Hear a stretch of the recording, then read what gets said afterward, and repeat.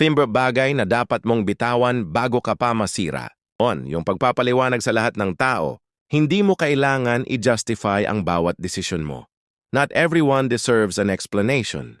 Minsan, kasi gusto ko is enough. 2. Yung pag-aasam na maintindihan ka ng taong hindi naman talaga interesado.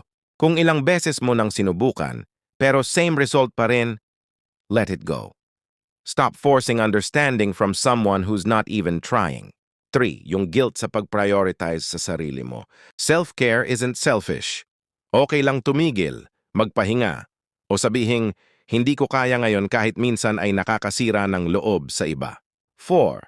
Yung pananatili dahil sa sayang na mentality. Sayang ang panahon, sayang ang effort, pero mas sayang kung ikaw pa mismo yung masira sa kakapit sa hindi na dapat panindigan. 5. Yung pag-compare ng journey mo sa iba.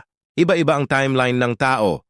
Huwag mong sukatin ang progress mo gamit ang buhay ng ibang tao. Focus on your own pace.